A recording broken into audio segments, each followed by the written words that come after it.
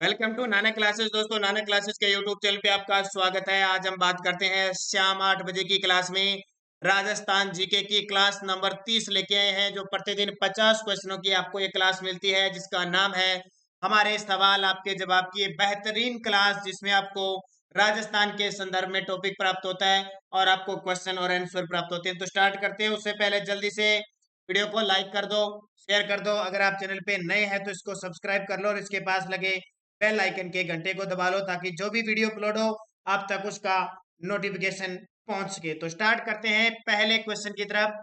पहला क्वेश्चन देखिए, कौन सी किस्मों की भेड़ों का मांस उत्तम माना जाता है? कौन सी किस्म की भेड़ों का मांस है वो उत्तम माना जाता है? मारवाड़ी मालपुरी, मारवाड़ी खेरी, मारवाड़ी बागड़ी या फिर खेरी बागड़ी। इनमें से किस किस्म की भेड़ों का जो मांस है वो उत्तम किस्म का माना जाता है? तो आपको सही जवाब देना है। तो इसका सही जवाब हो जाएगा जो मारवाड़ी और मालपुरी है। मालपुरी टोंक में, मारवाड़ी क्षेत्र में जो भेड़ पाई जाती है उनका मांस उत्तम कोटि का माना जाता है। किस नस्ल की भेड़ की ऊन कालीन बनाने के लिए अच्छी होती है? किस नस्ल की भेड़ की ऊन कालीन बनाने के लिए अच्छी होती है? नाली, मगरा, चोकला या फिर जैसलमेरी। इंपॉर्टेंट क्वेश्चन है आपके लिए। तो इसका सही जवाब हो जाएगा जो चोकला भेड़ है, जिसको राजस्थान की, भारत की मेरिनो कहा जाता है, उसके ऊन से कालीन बना सबसे अच्छी बनती है। खुंडी भैंस किस नस्ल की भैंस को कहा जाता है? खुंडी, खुंडी वाली जो भैंस होती है ना, भैंसों की अलग अलग प्रजाति है। तो मुर्रा भैंस, हरियाणवी नस्ल की भैंस, सूरती नस्ल या जाफराबादी। खुंडी भैंस किस नस्ल की भैंस को कहा जाता है, यानी दूसरा नाम है उसका। तो इसका सही जवाब हो जाएगा मुर्रा भैंस। कौन सी? मुर्रा भैंस है वो खुंडी नस्ल की भैंस कहलाती है। मुर्रा भैंस को ही क्या कहते हैं? खुंडी भैंस कहा जाता है। मुर्रा भैंस आपको पता है सबसे ज्यादा दूध देने वाली प्रसिद्ध है। हरियाणवी नस्ल की भैंसें कहाँ पाई जाती है? हरियाणवी नस्ल की भैंसें कहाँ पाई जाती है? देखो, पशुधन से क्वेश्चन आएगा, या तो अभी नई जो पशु रिपोर्ट आई है वहां से क्वेश्चन आएगा, या फिर नस्ल पूछी जाती है। ज्यादातर ज्यादातर नस्ल और उसका क्षेत्र पूछा जाता है। जैसे क्वेश्चन पूछ लिया, हरियाणवी नस्ल की भैंस पाई जाती है गंगानगर, हनुमानगढ़, जोधपुर, नागौर, जोधपुर, जैसलमेर, चूरू, सीकर, गंगानगर, चूरू, सीकर, अजमेर। तो हरियाणा, अब सीधा सा यहाँ से पता लग जाएगा कि हरियाणा की सीमा से जो लगेंगे ना, या हरियाणा के पास जो लगेंगे वही ये पाई जाएगी। तो क्षेत्र विशेष के नाम पर इन नस्लों के नाम है। तो चूरू, सीकर, गंगानगर। देखो यहाँ ये ऑप्शन सही बैठता है, गंगानगर, हनुमानगढ़, लेकिन जोधपुर नहीं आएगा। यहाँ चूरू, सीकर, लेकिन अजमेर नहीं आएगा। तो सही ऑप्शन 100% देने वाला है चूरू, सीकर, गंगानगर। राज्य में प्रति वर्ग किलोमीटर क्षेत्र में भैंसों की सर्वाधिक संख्या किस क्षेत्र में है? राज्य में प्रति वर्ग किलोमीटर क्षेत्र में भैंसों की सर्वाधिक संख्या किस क्षेत्र में है? पश्चिम में, दक्षिणी में, उत्तरी में या पूर्वी में? तो राजस्थान के किस क्षेत्र में सर्वाधिक भैंसें पाई जाती है? उत्तर आ जाएगा पूर्वी क्षेत्र में। आपको पता होगा सर्वाधिक भैंसें जयपुर और अलवर क्षेत्र में पाई जाती है, तो पूर्वी क्षेत्र में भैंसें सबसे ज्यादा होगी। जैसे गाय उदयपुर क्षेत्र में ज्यादा पाई जाती है, भेड़े भेड़े बकरी है ये बाड़मेर, जैसलमेर में ऊंट वगैरह। तो इस प्रकार ये पूछा जाता है एग्जाम में यहाँ से। और 20वीं जो पशु गणना हमारी है उसका हमने वीडियो स्पेशल आपको बना दिया, कॉलेज लेक्चरर के लिए भी बन चुका है आपके लिए। तो वीडियो के डिस्क्रिप्शन में लिंक है, या फिर आप लगाओगे कोई भी वीडियो हमारा देखना है तो पशु गणना बाई नानक क्लासेस लगाओ, आपको मिल जाएगी। और पूरा एकदम तथ्य के साथ वहां पे आपको दी हुई पीडीएफ भी इसकी उपलब्ध है। कालीबंगा किस जिले में है? कितना आसान क्वेश्चन आ गया, सीधा सीधा। फिर भी एग्जामिनर पेपर में देता ही देता है। हर एग्जाम, पूरे साल में एक आध एग्जाम में तो ये कालीबंगा पक्का आता है। तो कालीबंगा किस जिले में है? हनुमानगढ़ जिले में, जिसकी खोज आप 1952 में अमलानंद घोष के द्वारा की जाती है। कालीबंगा घग्गर नदी के किनारे हनुमानगढ़ में है। राजस्थान में बौद्ध धर्म का प्रमुख स्थान कौन सा रहा? ये क्वेश्चन भी बहुत बार पूछा जाता है। राजस्थान में बौद्ध धर्म का प्रमुख स्थान नगरी, आबानेरी, विराट या मध्यमिका। बौद्ध धर्म, इसके साथ हिंट दे देता हूं, बौद्ध और मौर्य कालीन सभ्यता के अवशेष कहां से मिलते हैं? तो वो विराट, जिसका प्राचीन नाम था विराट नगर, मत्स्य महाजनपद की राजधानी थी विराट नगर। वर्तमान में विराट सभ्यता स्थित है, जिसकी खोज 1937 में दयाराम बहादुर साहनी ने की थी। यहाँ पे मौर्य और बौद्ध धर्म के अवशेष प्राप्त होते हैं। याद रखना मध्यमिका, मध्यमिका ये प्राचीन नाम नगरी का था, जो चित्तौड़गढ़ के अंदर, और अबानेरी दौसा के अंदर स्थित है। गणेश्वर सभ्यता का संबंध किस नदी से है? तो ये सभ्यता से क्वेश्चन आने लगे सारे बढ़िया तरीके से। गणेश्वर सभ्यता का संबंध किस नदी से है? सरस्वती, आहड़, कांतली या फिर सिंधु नदी से?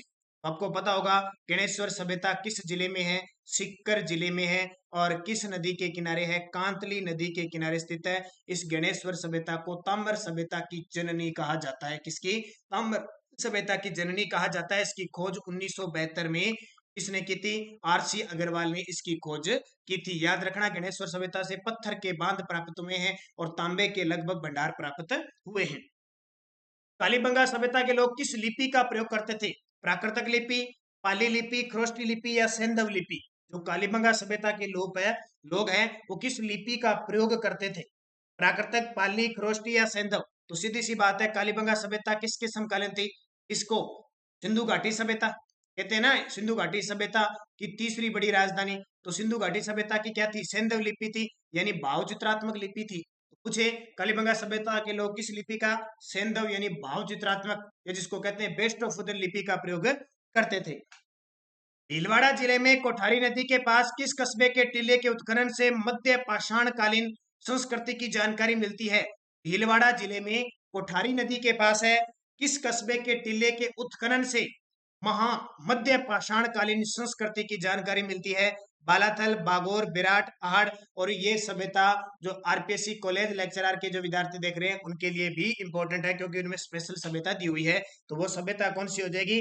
तो वो सभ्यता हो जाएगी आपकी बागोर सभ्यता। ठीक है, बागोर सभ्यता जिसको महासतियों का टीला भी कहा जाता है, कोठारी नदी के किनारे भीलवाड़ा में है। कालीबंगा सभ्यता का उत्खनन किसके निर्देशन में हुआ?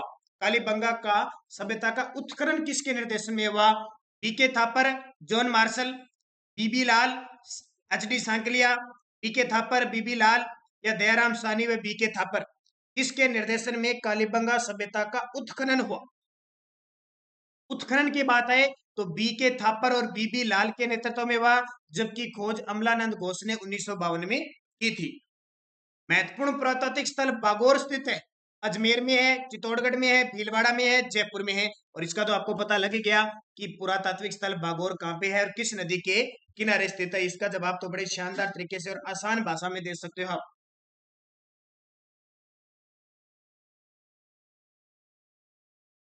तो शानदार आपके कमेंट चल रहे हैं, लगातार जो विद्यार्थी जुड़े हुए हैं, राजगोला जी भरतपुर से, दिनेश पुनिया, मनीषा बिश्नोई, मनीषा शर्मा, मनीषा अग्रवाल, इसके अलावा निहारिका जाट, सुमनदीप कौर, अनिशा बिश्नोई, मोनिका बिश्नोई, सपना कुमारी, ममता कचूरा खानवाली, सुनीता कचूरा, इसके अलावा सतपाल सिंह, परीक्षित।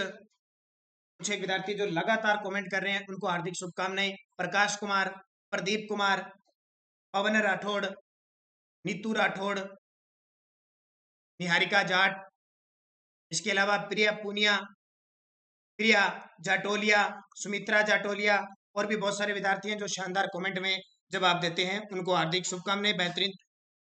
तो बागोर कहाँ पे है? सीधा सा भीलवाड़ा में, कोठारी नदी के किनारे है। अगला, आहड़ सभ्यता को एक विशेष सभ्यता माना जाता है, जो है कांस्ययुगीन सभ्यता, ताम्रयुगीन सभ्यता है, लोहयुगीन सभ्यता या प्रस्तर युगीन है? आहड़ सभ्यता को एक विशेष सभ्यता माना जाता है, जो एक है। तो सीधी सी बात है, आहड़ सभ्यता ताम्र युगीन सभ्यता, इसको ताम्र नगरी कहा जाता है। ध्यान रखना, कंफ्यूज मत हो जाना। ताम्र नगरी तो कहा जाता है आहड़ को, जबकि ताम्र सभ्यता की जननी कहा जाता है गणेश्वर को। और ये आहड़ सभ्यता उदयपुर में भेड़च नदी के किनारे है, जिसकी खोज 1953 में अक्षय कीर्ति व्यास के द्वारा की गई। इसके उपनाम है, इसको बनास संस्कृति भी कहते हैं। इसके अलावा आघाटपुर और धूलकोट के नाम से भी जाना जाता है।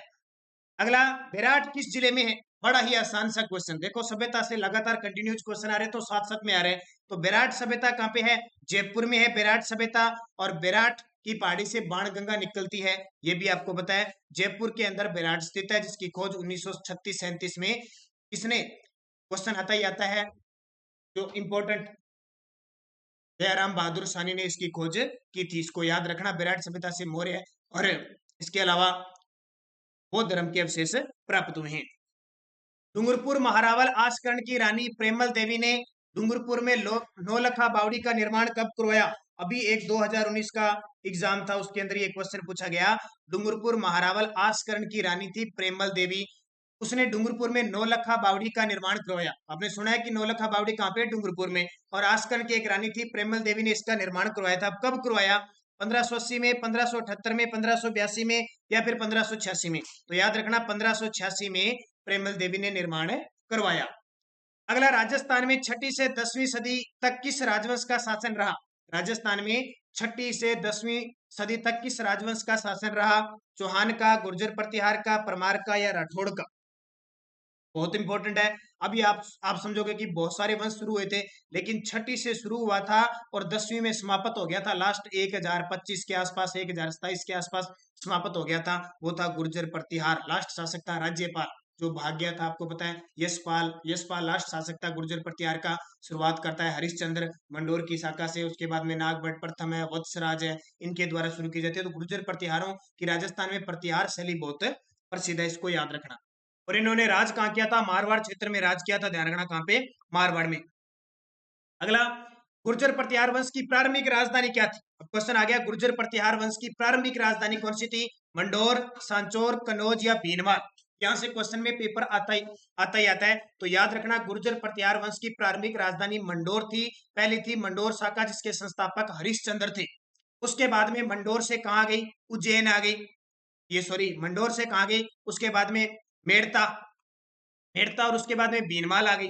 ठीक है, ये नागभट्ट प्रथम के द्वारा स्थापित की गई। और फिर नागभट्ट द्वितीय ने उज्जैन को, ये कन्नौज को राजधानी बना ली। किसको? कन्नौज को। जो त्रिपक्षीय संघर्ष हुआ था, जीत गए थे लास्ट में, और कन्नौज को राजधानी बना ली। क्वेश्चन पूछा जाता है यहाँ से, ये याद रखना। अगला, गुर्जर प्रतिहार शासक नागभट्ट प्रथम ने किसे अपनी राजधानी बनाया? ये क्वेश्चन भी आ गया। गुर्जर प्रतिहार शासक नागभट्ट प्रथम ने किसे अपनी राजधानी बनाई? तो याद रखना, इसने भीनमाल को बनाई। पहले कौन सी थी? मंडोर थी, हरिश्चंद्र ने बनाई। मंडोर के बाद मेड़ता राजधानी बनी, और मेड़ता से फिर बीनमाल बनी।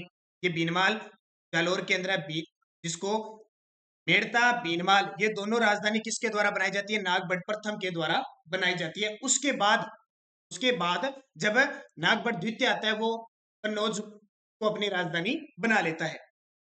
किसने कन्नौज पर अधिकार कर उसे अपनी राजधानी बनाई? देखो, यही तो बात है, हमारे सवाल आपके जवाब में। अब मैं आगे आगे आपको तथ्य बताता रहूंगा, तो आगे क्वेश्चन आते रहेंगे। अब वापस आ गया ना, किसने कन्नौज पर अधिकार करके? कन्नौज उत्तर प्रदेश के अंदर है, ये याद रखना। किसने अपनी राजधानी बनाई थी? तो नागभट्ट द्वितीय ने। नागभट्ट द्वितीय के बारे में कहा जाता है, किस गुर्जर प्रतिहार वंश ने गंगा में जल समाधि ली थी? तो नागभट्ट द्वितीय ने। और त्रिपक्षीय संघर्ष हुआ था, 100 साल चला था, राष्ट्रकूटों, पालों और प्रतिहारों के बीच, जिसमें अंतिम निर्णायक विजय किसकी होती है? नागभट्ट द्वितीय की होती है। ये याद रखना इंपॉर्टेंट है। अगला, भोज परमार कहाँ का शासक था? भोज परमार कहाँ का शासक था? भीनमाल का, मंडोर का, मालवा का या फिर आमेर का? तो याद रखना, मालवा का शासक था भोज परमार। अगला, राजस्थान के किस क्षेत्र से परमार वंश का संबंध है? अब ये पेपर में क्वेश्चन आता ही है। परमार वंश नाम सुना होगा आपने। राजस्थान के किस क्षेत्र से संबंधित है? तो याद रखना, कब भी परमार आ जाए तो आबू के आसपास क्षेत्र में परमारों का राज था। आपने बताया ना, अचलगढ़ दुर्ग परमारों के द्वारा बनाया गया था। पुनर्निर्माण और जीर्णोद्वार करवाया था कुंभा ने। अचलगढ़ यानी सिरोही के माउंट आबू के आसपास परमारों ने राज किया था। और सोनग्रा चौहानों ने जालोर के आसपास किया था। जैसे कानड़ देव वगैरह हम पढ़ते हैं ना, तो इनके वंश याद रखना, क्षेत्र विशेष से या रियासत से प्रश्न पूछे जा सकते हैं। बिजोलिया किसान आंदोलन समाप्त कब हुआ? शुरू तो आपको पता है, समाप्त कब हुआ? तो बहुत सारे विद्यार्थी लगातार सुबह 7 बजे की करंट अफेयर्स की क्लास अच्छी तरीके से अटेंड कर रहे हैं, और शाम 8 बजे 2 क्लासें हमारी चल रही है। एक बार 9 बजे की क्लास मैंने थोड़ी बंद कर दी, ठीक है। तो 2 क्लासें लगातार, कुछ 20-25 विद्यार्थी, 40 के आसपास विद्यार्थी तो लगातार कंटिन्यू जुड़े हुए हैं, और उनके शानदार जवाब होते हैं। उन सभी को हार्दिक शुभकामनाएं। करंट में अच्छे जवाब आते हैं आपके, जैसे मतादीन सिंह जी, प्रवीता मेघवाल बेहतरीन तरीके से आपके को करंट के हो चाहे किसी के भी अच्छे जवाब आते हैं। अविनाश यादव के है, रेखा किचर के अच्छे जवाब है, लीना भाटिया के, अशोक सिनवर, राहुल मीणा, पंकज शर्मा, महेंद्र कुमार मुआल, आपके बेहतरीन जवाब होते हैं। सुभाष चंद्र, नुकुल चंद, अशोक पुरी, हुलिया वैष्णव, हेमलता नागर जी, आपने करंट अफेयर्स में बहुत अच्छा जवाब दिया। सपना कुमारी, आपके भी शानदार जवाब थे, जो क्वेश्चन 10 थे।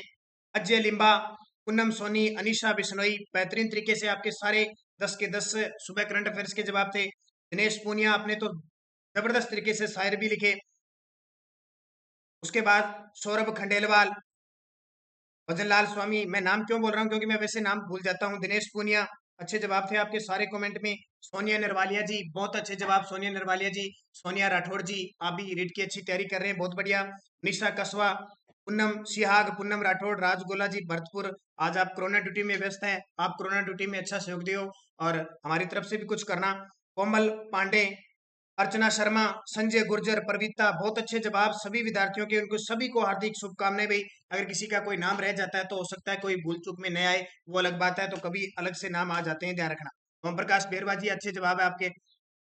तो बिजोलिया किसान आंदोलन कब समाप्त हुआ? तो समाप्त कब हुआ? 1941 में। चला कब? 1897 में, और 1941 को समाप्त हो गया। 3 चरणों में चला था, 44 साल चला था।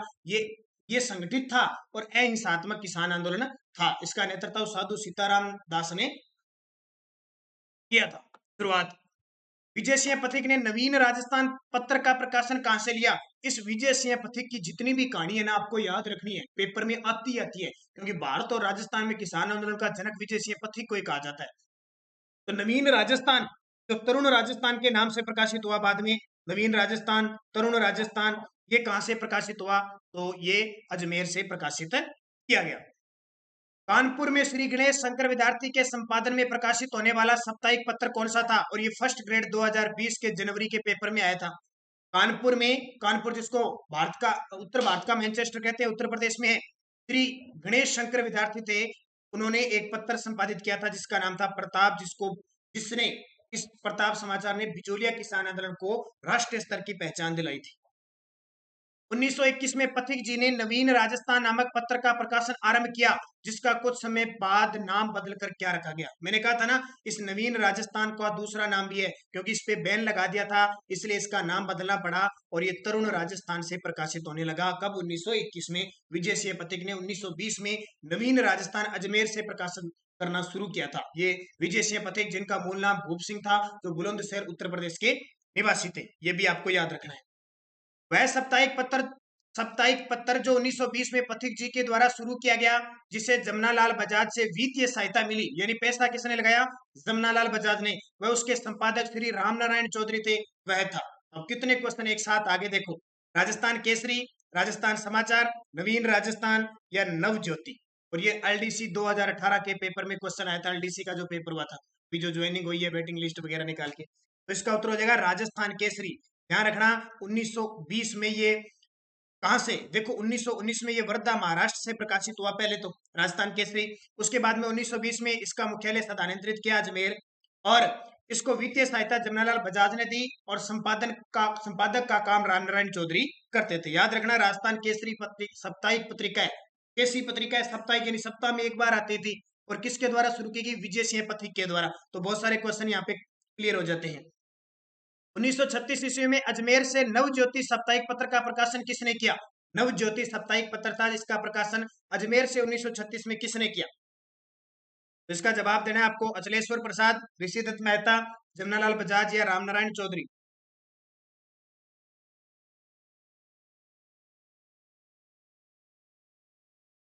तो रामनारायण चौधरी, इसके द्वारा, रामनारायण चौधरी के द्वारा नव ज्योति साप्ताहिक पत्र का अजमेर से प्रकाशन करने, ये क्वेश्चन आते हैं, याद रखना।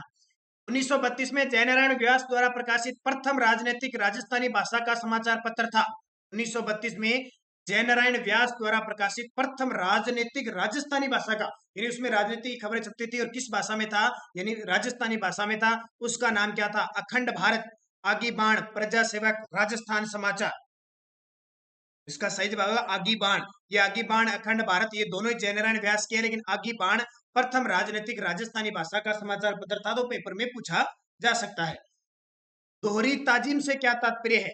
दोहरी ताजिम रियासत काल में ली जाने वाली कर लाग थी, रियासत काल में दरबार में अभिवादन का एक प्रकार था, उपयुक्त दोनों, या इनमें से कोई नहीं।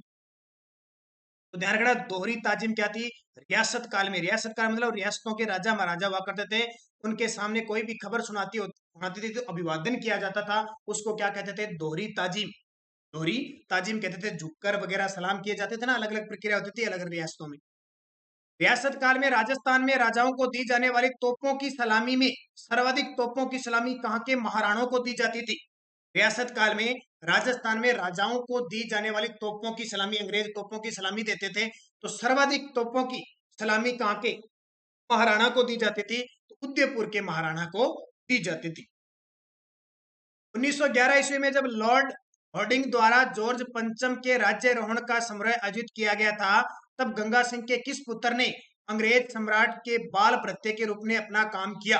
यानी 1911 में जब लॉर्ड होर्डिंग 1911 याद है आपको, 1911-12 में दिल्ली, कोलकाता से दिल्ली राजधानी बनाई गई। लॉर्ड होर्डिंग उस समय वायसराय थे और जॉर्ज पंचम का राज्यारोहण समारोह आयोजित किया जा रहा था। तब गंगा सिंह का किस पुत्र ने अंग्रेज सम्राट के बाल भृत्य के रूप में, बाल यानी जो बालक होता है ना, उसके रूप में, एक नाटक के रूप में काम किया था, यानी उसका रूप धारण करके?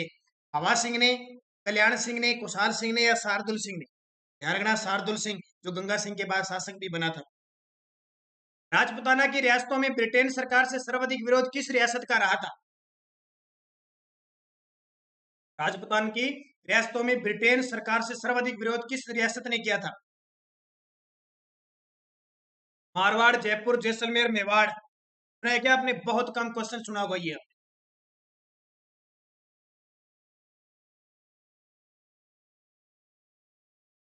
तो इसका सही जवाब हो जाएगा मेवाड़ के रियासतों ने ब्रिटेन सरकार का सबसे ज्यादा विरोध किया था, ये याद रखना। राजा मालदेव द्वारा बनाए गए स्वरूप सागर तालाब को किस अन्य नाम से जाना जाता है? राजा मालदेव ने स्वरूप सागर तालाब बनाया, उसको अन्य किस नाम से जाना जाता है? अमर सागर, भौजी का तालाब, मांडो की पाल या फिर ज्योति सागर? किस नाम से जाना जाता है? तो स्वरूप सागर तालाब को बहुजी का तालाब के नाम से भी जाना जाता है। ये देखो, पहली बार क्वेश्चन सुन रहे हो, इस प्रकार के क्वेश्चन इस टेस्ट सीरीज में लाने का यही मकसद है कि जो क्वेश्चन पहली बार आपने देखे हैं उन क्वेश्चनों को आप पढ़ सको अच्छी तरीके से और आपके दिमाग में रह सके। अजमेर के किस चौहान शासक ने वृद्धावस्था के निकट राजपाट त्याग कर संन्यास ग्रहण कर तपस्या की थी? इसके बारे में तो आप जानते हो। अजमेर का एक शासक था जिसने वृद्धावस्था में स्वेच्छा से राजपाट त्याग दिया और अपने पुत्र को राजपाट संभला दिया और खुद संन्यास करके और वनों की तरफ चल के पुष्कर घाटी में, खास करके तौर बताता हूँ, पुष्कर घाटी में जाकर और तपस्या करने लगे। मानसिंह, अजयपाल, तेज सिंह या बप्पा राव? ये तो सीधा सा क्वेश्चन पड़ा है, यहाँ पे अजमेर का नाम आते ही अजयपाल। ठीक है, अजयपाल या अजयराज स्वेच्छा से गद्दी छोड़ देते हैं और अर्णोराज को ये गद्दी दे देते हैं। किसको? अर्णोराज को गद्दी देकर संन्यास धारण कर लेते हैं। राजस्थान में शासन सचिवालय स्थित है। राजस्थान में शासन सचिवालय कहाँ स्थित है? जयपुर में, जोधपुर में, अजमेर में, अलवर में? और ये तो आपको बहुत ही बेहतरीन तरीके से शायद पता है, क्योंकि जो शाम ये 8 बजे की क्लास रोज लेता है ना, उसके लिए तो मुश्किल नहीं है, और एक सुबह 7 बजे की क्लास तो आपके लिए रामबाण है। ये देख लो, जो लेता है नहीं लेता है वो आपकी मर्जी है, जो पढ़ता है नहीं पढ़ता है वो आपका कर्म जाने। ये आपको क्लास सुबह 7 बजे और शाम 8 बजे 2 रूटीन में मिल रही है, ताकि आप कोई चीज भूलना न सको। और टेलीग्राम पर आपको पीडीएफ प्राप्त होती है, करंट अफेयर्स की और क्विज प्राप्त होती है।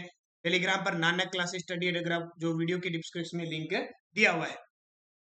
राजस्थान में शासन सचिवालय जयपुर में है। 1949 में इसकी स्थापना हुई थी और इसका जो मुख्य अधिकारी होता है, प्रशासनिक अधिकारी होता है, वो मुख्य सचिव होता है। वर्तमान में राजस्थान के मुख्य सचिव है निरंजन आर्य।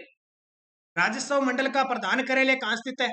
राजस्व मंडल जो पशु गणना करता है, कृषि गणना करता है, आपके राजस्व के बारे में पूरा ध्यान रखना है, तो अजमेर में इसका मंडल है। केंद्र में अलग से पंचायत विभाग की स्थापना कब हुई? केंद्र में अलग से पंचायत विभाग की स्थापना कब हुई?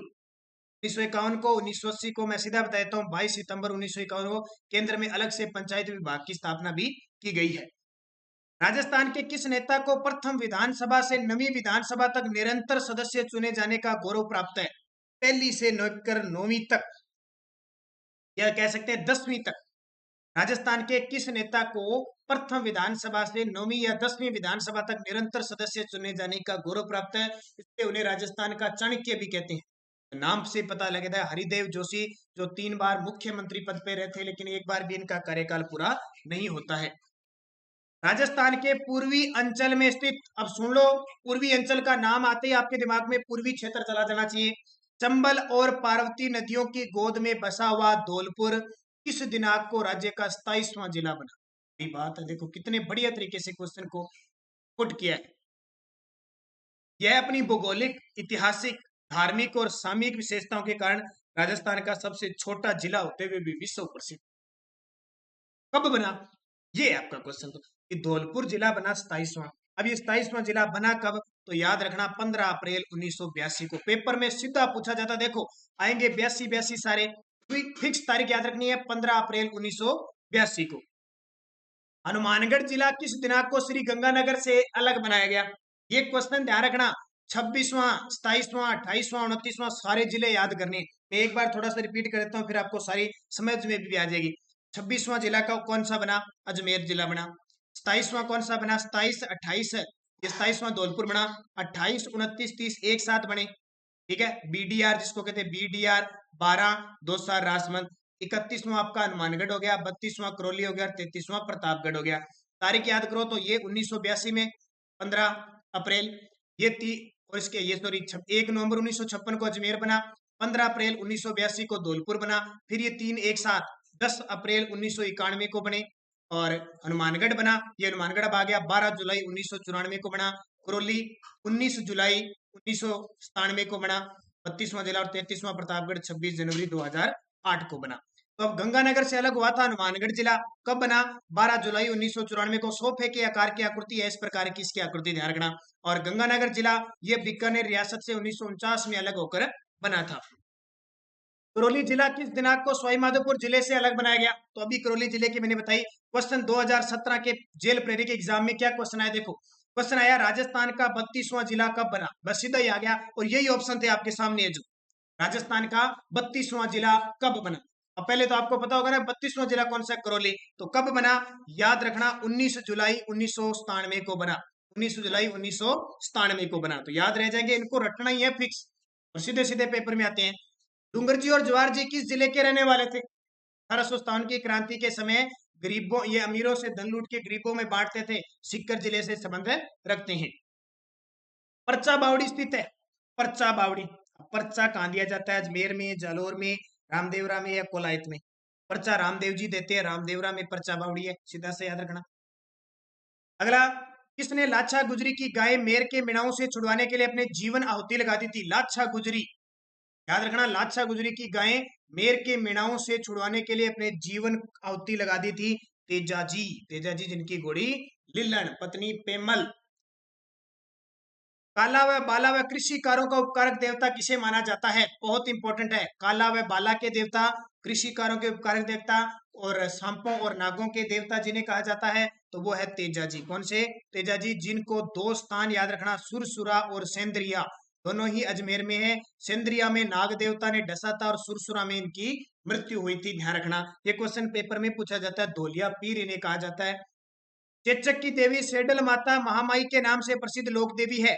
चेचक की देवी सेडल माता और महामाई के नाम से रानी सती, आवड़ माता, ज्वाला माता, शीतला माता।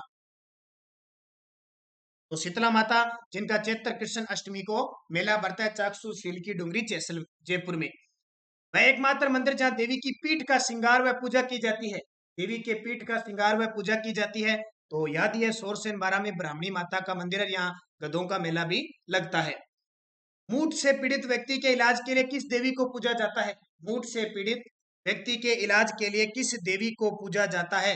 पावल माता, बदाना माता, बाण माता या शकंबरी माता? तो उत्तर आ जाएगा बदाना माता, जो कोटा के अड़ोती शासकों की कुल देवी भी मानी जाती है। राजस्थान का वह पवित्र स्थल जहां धार्मिक मान्यताओं के अनुसार तेजा जी को सांप ने काटा था। क्वेश्चन आ गया ना। राजस्थान का वह पवित्र स्थल जहां धार्मिक मान्यताओं के अनुसार तेजा जी को सांप ने काटा था। खड़नाल, सेंद्रिया, ब्यावर, डेगाना? जल्दी से बता दो, बड़ा ही आसान है। तो सेंद्रिया में तो सांप ने, नाग ने काटा था, और सुरसुरा में मृत्यु हुई थी। खड़नाल नागौर में 1074 में इनका जन्म हुआ था, और पर्वतसर नागौर में इनका मेला लगता है। और सबसे ज्यादा इनकी मान्यता अजमेर जिले में है। इनकी कर्म भूमि या तीर्थ स्थली दोगारी बूंदी में है। तो बहुत सारे क्वेश्चन है आपको लोक देवता के। शाम 9 बजे की वीडियो में मैंने लगभग आपको टॉपिक करवा दी खतरनाक तरीके से। शायद अब आप जुड़े हुए और पढ़ रहे हो रोज, तो आपको दिक्कत नहीं आनी चाहिए। जो मैं बता रहा हूँ आपको समझ में आ रही है। राजस्थानी भाषा में पवाड़ा क्या होता है? पवाड़ा, तो एक तो होता है पवाड़ा पै गया, कहते ना, ओए होनी पवाड़ा पै गया, वो तो होता है लड़ाई होना। लेकिन ये होता है किसी लोक देवता की प्रशस्ति की लोक गाथाएं कहते हैं उसको पावड़ा, पवाड़ा या पावड़ा भी कहते हैं, ध्यान रखना, अलग अलग भाषाओं में है। ये आपके क्वेश्चन कितने हो गए? पूरे 50 क्वेश्चन। कितने क्वेश्चन सही है? देखो मेरे को लगता है 2-3 दिन मैंने आपको कहा था ना कॉपी पेन लेके बैठना, 3-4 दिन तो बैठे थे, और उसके बाद में भूल भाल गए। अब 2 दिनों के कमेंट में जवाब आते हैं कि सर मेरे इतने क्वेश्चन सही है, इतने क्वेश्चन सही है, बस उसके बाद में अब कहानी खत्म है ना। 3-4 दिन बताओ और भूल जाते हो। कल के किसके जवाब थे मैं आपको बताता हूँ, किस किसने मुझे बताए थे, जरूर बताऊंगा मैं आपको। ओम प्रकाश बेरवा जी ने कहा मेरे 50 में से 43 क्वेश्चन है, बहुत ही अच्छी बात है। संजय गुजर जी ने कहा था 50 में से 47 क्वेश्चन है, बहुत अच्छी बात है। इसके अलावा निकेश समारिया ने धन्यवाद किया था, उनको भी धन्यवाद। और प्रकाश कुमार ने कहा कि कॉलेज व्याख्याता की क्लास 2 दिन से नहीं आ रही है, बंद कर दी। हाँ, एक बार बंद कर दी, थोड़ी तबीयत थोड़ी अच्छी नहीं है, इस वजह से कुछ दिन बाद आपको करेंगे। ममता खानवाली से उन्होंने कहा 46 क्वेश्चन सही है। राजगोला भरतपुर जी, उन्होंने कहा कि 44 क्वेश्चन से ये बहुत अच्छी बात है। प्रकाश कुमार ने कहा कि उदयपुर में अफीम की खेती होती है, लेकिन 4 ऑप्शन के आधार पर सबसे कम जो उत्तर बैठता है वो उदयपुर बैठता है, इसलिए उदयपुर बताया।